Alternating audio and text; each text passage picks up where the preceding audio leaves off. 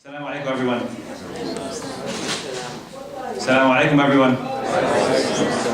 Ya sahih. Bismillah, alhamdulillah, salatu wassalamu ala rasulillah. Today's session, inshallah, was supposed to involve both parents and youth. And of course with parents, it's tough sometimes with work schedule. So I'm going to ask you a favor. I'm going to record it, inshallah, and I need you to share this with your parents. Because today's topic involves both us as parents and you as our children. What we're going to get out of today, inshallah, is how do we deal with each other? How should we communicate with each other? I'm the first one to admit that I have a lot to learn from today, and preparing for this, it took me some time to digest the topic. So let's jump right into it, inshallah. How many of you know about Luqman? What do you know about Luqman? He was a really wise person, yes. There's a surah about him and how he tries to advise his family, his son. See, there's a surah about him in the Quran, and it talks about how he advises his child, his son. What else do you know about Luqman? Anything else? Anybody else? Well, Luqman was in the time of Dawood, alayhi salam. And during that time, he was, according to the scholars, he is dark-skinned. For the most part, they think he is from Upper Egypt. And as you said, he was a wise man. He migrated from Egypt to Palestine to be with Sayyidina Dawood. And he heard about him and how wise he was, and he wanted to join him. And he started as a shepherd, he was a carpenter, he was a handyman pretty much. And step by step, he got promoted by Sayyidina Dawood until he became the supreme judge, because that's how wise he was. So in essence, he was a very well-established person, very well known during that time. To add to that, he was mentioned in the Quran, right? You mentioned he had a surah by his name, correct? Now in the surah of the Quran, this surah, first of all, we know how incredible and precise the Quran is, correct? So if someone's mentioned in it, then he has to be a very, very admired individual, and to have a surah named after him. In the Quran, you mentioned that he talked about how he advised his family. Now remember, this was a wise person. He was a very knowledgeable judge. None of that was mentioned in the surah. None of it was mentioned. The only thing that was mentioned in the surah, how he communicated with his son. That's the entire surah. That's what it revolves around. Forget about everything he's done. How he dealt with his son, that's what counts. That's what matters at the end of the day. So let's take the advice that Luqman gave to his son and talk about them one by one. And inshallah, I need you to memorize them as I go, because at the end, you know how I do it, right? I'm going to pick on you. And you're going to tell me what you've learned. A'udhu billahi minash shaitanir rajim. And there's an entire page that starts with this. This is in Surat Luqman, which is Surah 31. It starts with, and this is verse 12. I'm going to start a verse before he starts to advise his son. أعوذ بالله من الشيطان الرجيم. وَلَقَدْ آتَيْنَا لُقْمَانَ الْحِكْمَةَ أَنِ اشْكُرْ لِلَّهِ. Allah subhanahu wa ta'ala gave Luqman wisdom. He gave him something. What does he follow that with? أَنِ اشْكُرْ لِلَّهِ. What is اشْكُرْ لِلَّهِ? No. Thank Allah. How many things do we have that Allah gave us that we forget to thank Allah for? You're a good soccer player. Do you thank Allah? Oh, yeah, I'm looking at you. Do you thank Allah for your soccer? Do you thank Allah for your soccer? No, you don't. Listen to this part. وَمَنْ يَشْكُرْ فَإِنَّمَا يَشْكُرُ لِنَفْسِهِ. If you thank for yourself. What does the following ayah say? وَمَنْ كَفَرَ. Who disbelieves, فَإِنَّ اللَّهَ غَنِيٌّ حَمِيدٌ. What does he talk about in the beginning? Ishkur lillah, give thanks to Allah. And if you do not give thanks to Allah, what have you done? Kufr. Kufr is disbelief. Doesn't mean that you disbelieve from Allah and everything, but you have disbelief that Allah subhanahu wa ta'ala gave you that bounty. So next time you score that goal, thank Allah. Next time you do good on a test, thank Allah. We forget.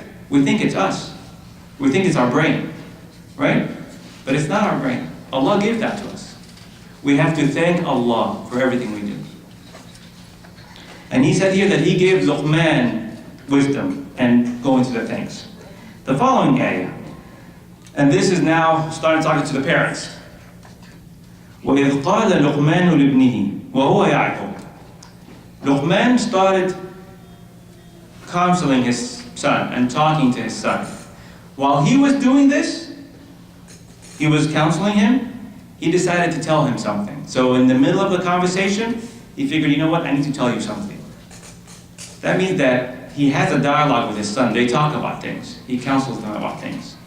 In the middle of it, he picks the right time to give him specific advice. I know as a parent, I'm not that good at it. I need to learn when to say what and how. A lot of us as parents, we don't have that talent. It takes time. But that's how he did it. وَإِذْ قَالَ لُقْمَانُ لِابْنِهِ وَهُوَ يَعِظُهُ. So he was counseling him and he decided to tell him. What's the first thing he told him? Ya bunay. Ya bunay in Arabic means, oh my beloved son, oh my dear son. He starts with a very endearing term to communicate with his son. Not, hey you. He picks his words wisely. And if you look at Sayyidina Ibrahim, he talks the same way to his son. All the other prophets that are mentioned in the Quran, Ya bunay, they all talk like this. As parents, I don't know how many times I do that. I lack in that department. And she's pointing at me. I lack in that department. We all need to work at this as parents. So now, first of all, he's talking to him, having a conversation with him, and he's going to give him advice. Right? The first advice that he gives him, before he does that, he says, Ya bunay, la tushrik billah. Number one is what? Do not commit shirk with Allah subhanahu wa ta'ala. What is shirk? Can anybody tell me? Yeah. When you compare Allah to something else. When you compare Allah to something else. What else? It's like back then when they used to like worship like idols and like they had several different divine beings. Divine beings, and now remember this, some of them when they used to worship divine beings, they would say we're worshiping this divine beings because it's going to get us closer to Allah. They know there's Allah, but they think that this is going to get us closer to Allah. So it's association. Shirk? Yeah. So when people go to priests as a connection to God, is that the same thing? That's the same concept. That's exactly the same concept. In Islam, when you want something from Allah, what do? You ask for. You ask Allah subhanahu wa ta'ala. No intermediate, right? On the other hand, priests, they are the connection. To do something, you have to go through that. Right? So that's, in Islam, that's prohibited. So that's shirk. That's shirk, yes. That's one of kinds of shirk. Shirk also is associating yourself and admitting that, say, well, I did this myself, and not attributing to Allah subhanahu wa ta'ala. لا تشرك بالله إن الشرك لظلم عظيم. So that's the first thing. What's the first thing? Yeah. Do not commit shirk. Okay?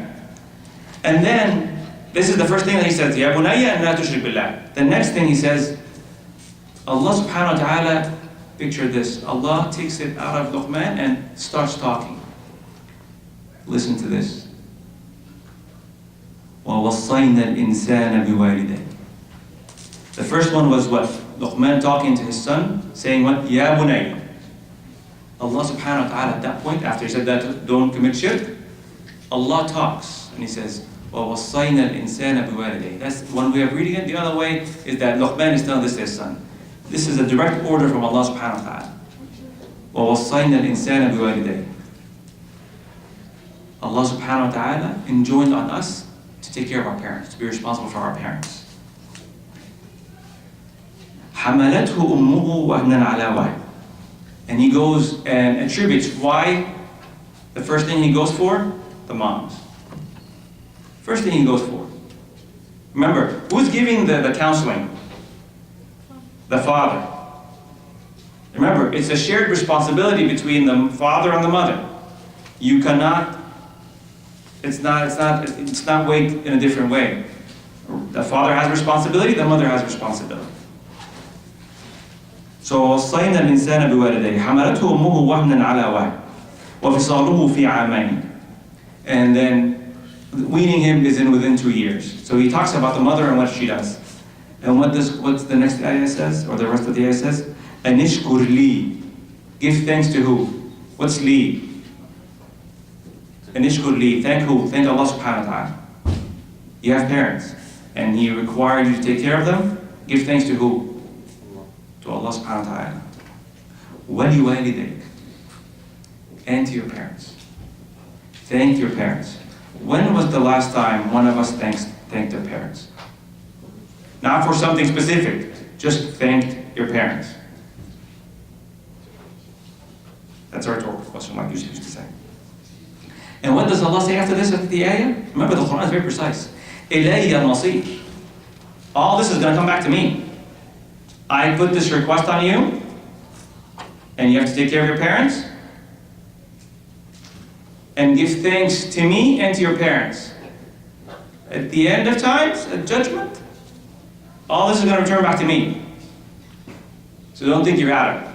If you skip it now, you're going to get judged for that. وَإِنْ جَاهَدَاكَ عَلَىٰ أَن تُشْرِكَ بِمَا لَيْسَ لَكَ بِهِ عِلْمٍ. And if they both, خلي صاحب, if they both try to steer you off the right path, if your parents try to steer you off the right path about something that you don't know, فَلَا تُطِعْهُمَا. He said that don't fight with them. فَلَا تُطِعْهُمَا. Do not follow them. Right? And immediately he says what? وَصَاحِبْهُمَا فِي الدُّنْيَا مَعْرُوفًا. And befriend them in this dunya. Even though they're forcing you to take off your hijab, or they're forcing you not to pray, or they're forcing you to do something that's committing shirk with Allah subhanahu wa ta'ala. Don't follow them in that. As long as you know that's not correct, don't follow them in that. However, you have to be very good to them. وَصَاحِبْهُمَا. Befriend them. Remember the hadith of the Prophet ﷺ? Ummak, thumma ummak, thumma ummak. What did the question was? What was the question? Does anybody remember what the question? Does anybody remember the question for this hadith? Yeah. You remember? No. Anybody remember what the question was? The man asked the Prophet, who is more worthy for me to befriend? أَيُّ النَّاسِ حَقٌّ أَنَّ أَنَا أُصَاحِبُهُ. To be my friend. Who is it? Friend. بِصُحْبَتِهِ. He said, your mother. When you think of your friends, do you think of your mother? No? We think of our friends. But that's what he asked. Who's my friend? He said, your mother. Then your mother. Then your mother. Then your father. Triple. Then your father. But what are they? Your friends.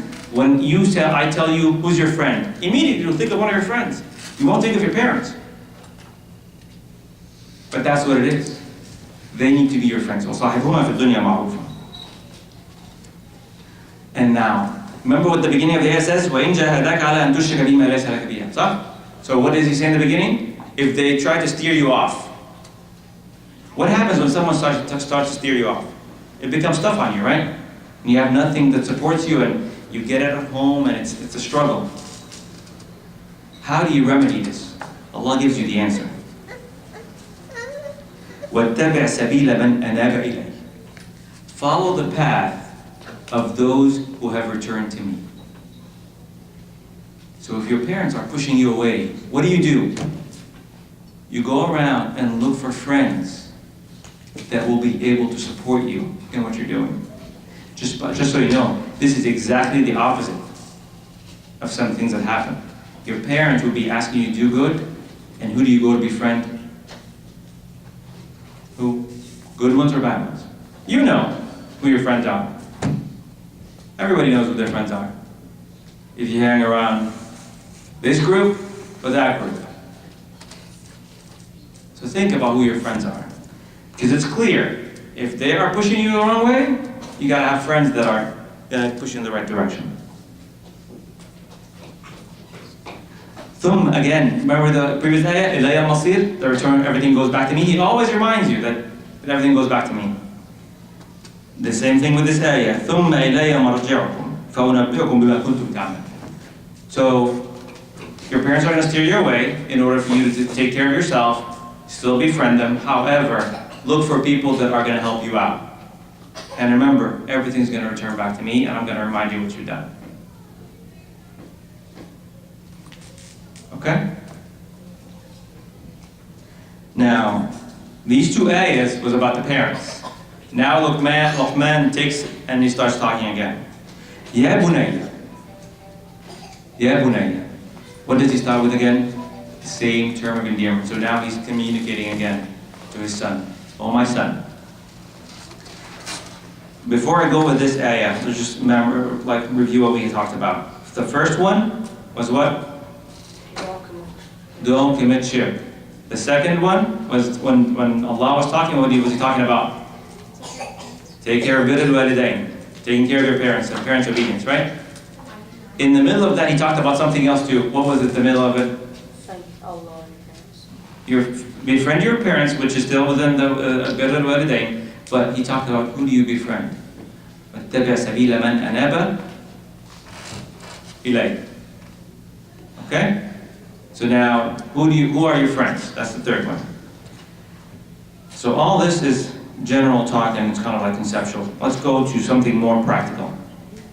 يَا بُنَيَّ إِنَّهَا إِن تَكُ مِثْقَالَ حَبَّةٍ مِّنْ خَرْدَلٍ. Does anybody know what حَبَّةٍ مِّن خَرْدَلٍ is? It's a mustard seed. It's like something that you won't even see from over here. Okay? That's how small it is. Something very, very small. فَتَكُنْ فِي صَخْرَةٍ. It's in a boulder. That little mustard seed is in a boulder. فَتَكُنْ فِي صَخْرَةٍ أَوْ فِي السَّمَاوَاتِ أَوْ فِي الْأَرْضِ. Whether it's in the heavens or in the earth. So you're talking about something very insignificant. Something very small. Minute. It's like this small. Right? Very small. يَأْتِ بِهَا اللَّهُ. Allah will get it. Now I'll ask a question, I need an answer. What does Allah mean by this ayah? Yeah. He can see everything. He can see everything. What else? Everything goes back to him. Everything goes back to him. Yati is to get something with no effort. Mish ja'a yati. It's something that, we'll just get it. Picture this. You've got this little mustard seed. Something very minute. And it's in a rock. If I told you it's in this rock, how hard is it to kind of break this into pieces until you get that, right? It's pretty hard. Allah subhanahu wa ta'ala tells you, it's in the heavens or the earth. It doesn't matter where it is. Allah will bring it. Every single thing we do, Allah knows. He's giving him a practical application. You cannot hide. You cannot hide. يَعْلَمُ خَائِنَةَ الْأَعْيُنِ. You know what خَائِنَةَ الْأَعْيُنِ is? The stealing of the eye. You looked at something unlawful and nobody sitting here noticed it. Allah knows it. Everybody sitting around doesn't even know it. Allah knows it. يَعْلَمُ خَائِنَةَ الْأَعْيُنِ. So as a practical application, anything we think that we're going to do or anything we do, Allah will know. إِنَّ اللَّهَ لَطِيفٌ خَبِيرٌ. So now he's telling him, it's back again to belief, and believing Allah subhanahu wa ta'ala, that Allah knows everything and anything we do goes back to Allah subhanahu wa ta'ala. Ya bunay, again, Ya bunay, aqim as-salat. So he talked about belief, and talked about birrul walidain, and talked about who you befriend, right? And talked about the practical application that Allah knows everything that we do. What's the next thing? Establish prayer. Aqim as-salat. Aqam as-salah, you stand, you perform salah. Not like a chicken, the way half of us pray, or even more than half of us pray. أقم الصلاة. Establish prayer. And the next thing is وأمر بالمعروف. What is أمر بالمعروف? Yeah. Command people to do good. Command people to do good. وانهى عن المنكر. What's انهى عن المنكر? Someone else. What's انهى عن المنكر? انهى عن المنكر is to forbid evil. In other words, if you see something wrong, try to forbid it. You don't have to stop with your hands, but you try to forbid it. Forbid evil. And the next part of the ayah is amazing. وَاصْبِرْ عَلَى مَا أَصَابَكَ. And be patient with what is going to befall you. Because once you start establishing prayer, and you start commanding people or telling people to do good, and to prohibit evil, people around you are going to mock you. People around you are going to bother you. So he's giving him a heads up. Once you start doing that, it's not going to be that easy. So you just got to be careful. But it's going to happen. إِنَّ ذَلِكَ مِنْ عَزْمِ. Indeed, this is one of the steadfast things that you could do. So again, I want someone to tell me what we're talking about. I keep going back to the top ones. What's the first one? First one. Don't commit shirk. Don't commit shirk. Mom. بر الوالدين. Mama. بر الوالدين. Mama, Baba. And next. Abdul. I'll choose your words wisely. No, he was trying to use the word like, your friends. Your friends. Who are your friends? Yeah. Right? What else? Zayd. Everything The mustard goes back seed. to Allah. Mustard seed. Allah knows everything. The mustard seed. Yusuf. Do we have to go in order? No? Okay. Command people to do good. Command. Umar al-Ma'ruf. Thank Allah. Thank Allah, that was in the beginning, right? What else? Yeah. Forbid evil. Forbid evil and han munkar. No, there's nothing for here. What else? Give me one. There's one more left. We just did it before we started. Pray. Pray. Aqim as-salah. Okay?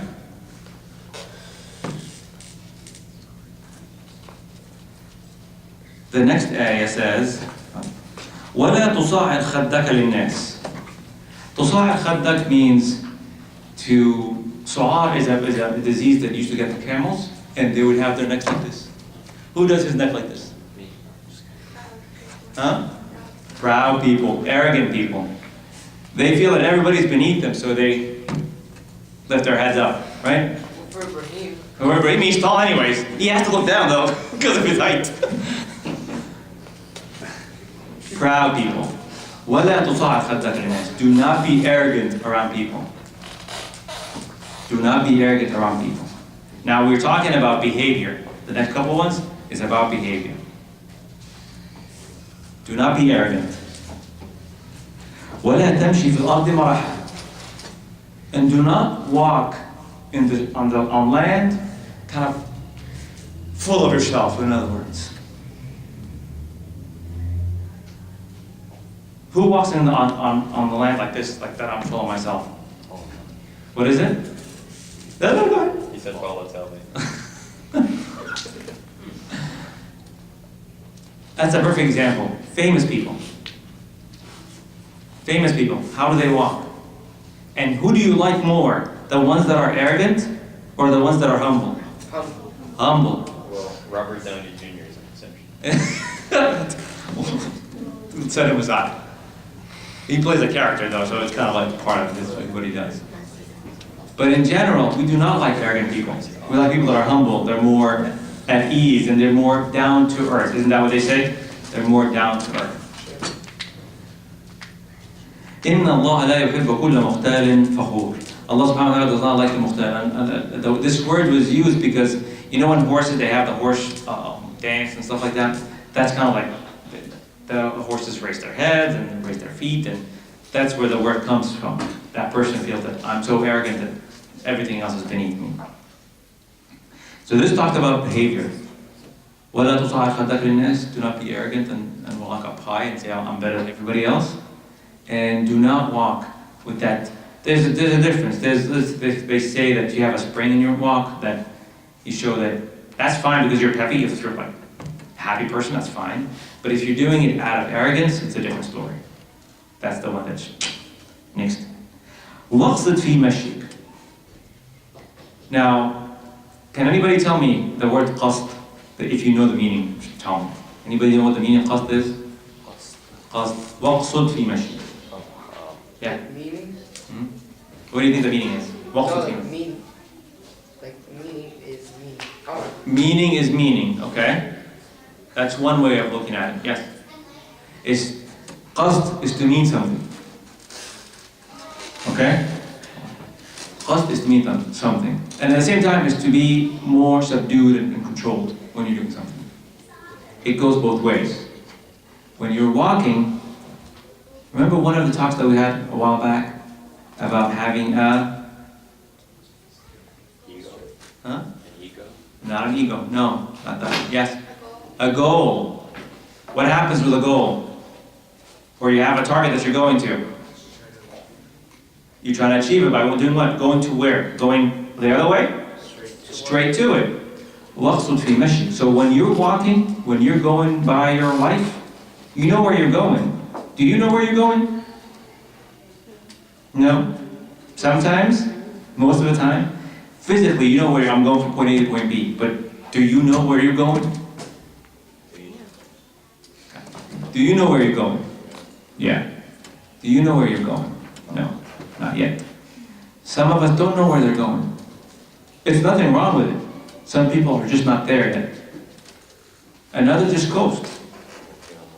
They just cruise control and don't even know where they're going, just keep going. He's telling his son, وَقْصُدْ فِي مَشْيِكَ. Know where you're going. Have an aim where you're going. وَغْضُضْ مِنْ صَوْتِكَ. This is also part of mannerism. Do not be loud. Now, why would he put do not be loud here? Yeah. Most people hate it. Because people in general, hate loud. Now listen to this following ayah. إِنَّ أَنْكَرَ الْأَصْوَاتِ لَصَوْتُ الْحَمِيرِ. He mentions that the sound, after this, said, وَغْضُضْ مِنْ صَوْتِكَ. Do what to your voice? Lower your voice. Right? And what's the worst sound? Sawtul Hamir. What's Hamir? Donkeys. What do donkeys do? They carry stuff. They carry stuff. What's the famous connotation that people use about donkeys? They're stupid. We don't use the S word, but yes. You said the S word. I said the S word. Yes. Not smart. The thing is, donkeys are loud, obnoxious. They don't know what they're doing. What did it start with, the ayah? The first ayah on the page about Luqman? What was Luqman? What was he defined as? Wise. Wise. When you think of a wise person, is he a loud person? He's more, it doesn't matter the situation. A wise person is always a Yoda. Think of Yoda. Would Yoda get mad? No, that's because if usually when people are mad, it's when they feel like someone's threatening. Threatened, yeah. So a wise person will have complete control of the situation. So he starts with that, with a wise person, and being controlled and calm. He ends the page, Allah subhanahu wa ta'ala, with that. إِنَّ أَنْكَرَ الْأَصْوَاتِ لَصَوْتُ الْحَمِيرِ. When you're having an argument with someone that has no backing to what he's talking about, and he's just arguing and arguing and arguing, what happens in that conversation? You never, that's one. What happens to his voice? Gets louder. Gets loud. Why does it get louder? Salty. Anger. What else? Why does it get loud? Yes? He's getting more aggravated. he's getting more aggravated. Because he has no hujjah, he has nothing to win the conversation with. Now, we have to be careful with this. You have to be careful with this. Because sometimes, Imam Shafi'i said it, if he had a conversation with an alim, he will win by his knowledge. But he had a conversation with a jahil, with someone, with an ignorant person, that ignorant person is going to win, right? There's no question about it. Why would the ignorant person win? He's ignorant. Yeah. So whatever He you say. doesn't want to like raise his voice and retaliate. The wise person is not going to raise his voice, and you got to get to the middle of the conversation and realize that I'm having a conversation with something, I'm telling him, with someone, I'm telling him, this is the sun, and it comes out during the day, and he tells you, no, that's the moon, and it comes out during the night. Are you gonna get anywhere with him? That's it. You just walk out the conversation. There's no point for you to have that conversation. But that's why the idea of a loud voice.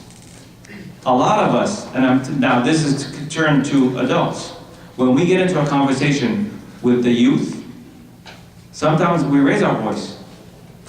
Why? Sometimes. Sometimes we raise our voice. Why do we raise our voice? You want to win? No, not to want to win. What else? You're mad that if the youth is right, then you're mad that they're right. And you're not. If the youth is right, hold on, that's a valid point. If the youth is right, you get mad that the youth is right and you yell at them, right? Is that going to do anything? Yeah. What is it going to do? Like, make you feel that you're right. No? It doesn't make you feel that you're right. As a parent, when you yell, that doesn't mean that you're right. Yeah, it's good. Because the thing is, think about it. At the beginning of the conversation, what did I say? If you're having a conversation with someone that you get to a dead end, and you're trying to convince them and there's no way you could convince them, you have two options. Either you yell and there's no point, you're not going to get anywhere, or just leave the conversation and walk away. Yeah. Alright, so what if parents just trying to assert his dominance, you know? The parent assert his dominance? Yeah, like, I'm gonna yell at you because I'm not losing this conversation. Is that the right approach? It's not. Of course not. Now I have a question for you. It's right back at you.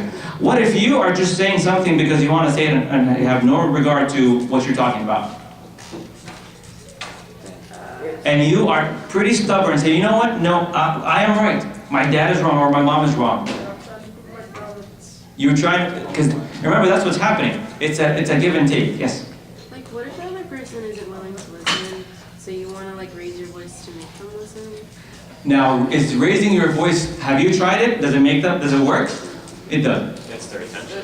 It gets attention. What happens afterwards? Nobody hears anything. I was hearing the thing over the news about a cop. He was cuffing someone, and the guy kept telling him, I'm a cop.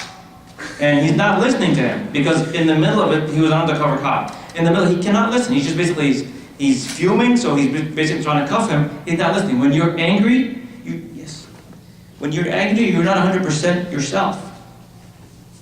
Where he's trying to cuff an undercover cop. Yes, because he didn't know he was an undercover cop. Regardless of the point. Yeah, I know. But that's what happens. When you yell, you're not going to get what you need. It doesn't answer the question. What needs to happen is, as parents and as children, we need to find a way to find a happy medium. The problem is, there are certain conversations where you hit a dead end. You have to back away from it, and then come revisit it later. Sometimes it's not the right time to solve it. Whether it's on your side or on the parent's side. I'm saying this to the parents as well. It's for us as well, not for you only. Yes? You got something to say? Yeah. I wanted to answer the question. Go ahead. So Well, I was gonna say you would raise your voice because you said when you're arguing with an ignorant person that you're gonna get to a dead end. Yeah. You're gonna end up raising your voice. So since the youth are really don't know that much, you will raise your voice. But the thing is, and that's what I'm trying to get at, is that we need to understand, as youth and as adults, we have to communicate. We have to communicate. Yelling and basically trying to shut down the conversation just to win, to go back to what you're saying, because I want to assert my dominance and win the conversation, that's not the point. That's not the point. Why would a parent want you to do something? Because Because it's the right thing. because they think it's the right thing to do, right?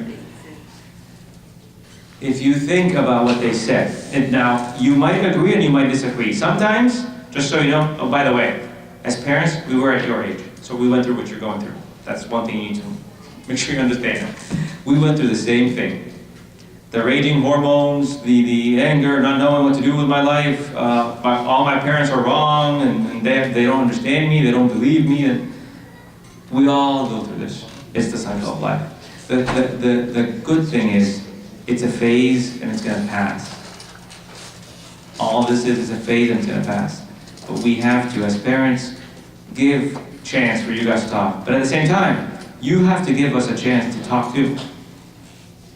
How many times when you're talking to your parent and all you hear is, and in your head, la la la la la la, not even listening. You know, have you watched the movie Click? Yeah. Press the mute button or forward. Let's end this conversation, end this argument, and go to bed and just call it a day. Yes. So, but you say that when they raise their voice, it won't take them anywhere. But usually, if an older person's having a conversation with someone who's younger than him, it doesn't matter what you say, because because most of the time they're gonna assume that you're wrong, and what do you know? What do you know? You're just trying to tell me I'm wrong. But even when the youth is right, there are all elder people that say, I have the experience, you don't know what you're saying, and they just keep repeating that. That's why the first thing I told Sister Jahan that I need parents here today. But no one came. It's because it's during work time, and that's why I said, what did I say in the beginning? What did I ask you in the beginning? Send the recording. I'll send the recording. What are you going to do? You're going to watch it with who? With your parents. Now, does that answer your question? Because as parents, just so you know, we have faults too. And you guys do. We all have faults. We need to work at them. That's all we need to do. I admit, I have issues with my kids. I get upset, I get angry, get frustrated. We all do. We all get frustrated, that's life. It happens. But we have to learn from our mistakes and make sure that we always try to correct it and to better ourselves. Any other questions before we call it a wrap?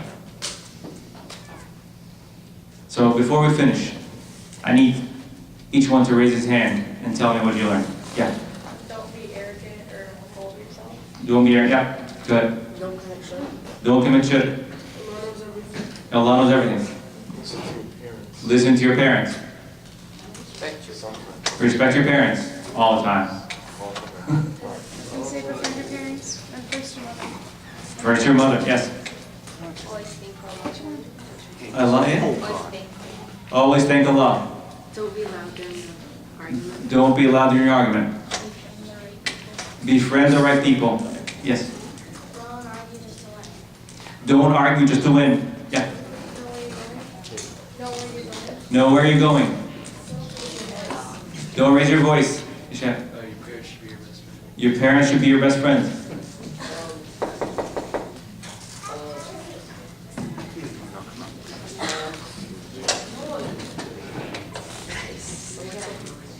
What else? That's fine. Skip. Use anything. Same as him. Okay. No, I need one thing from you. Just one. Forbid evil. Awesome. Yes. Be nice. That's it. Alhamdulillah. Subhanakallahumma wa bihamdika ashhadu an la ilaha illa anta astaghfiruka wa atubu ilayk. Jazakallahu khairan.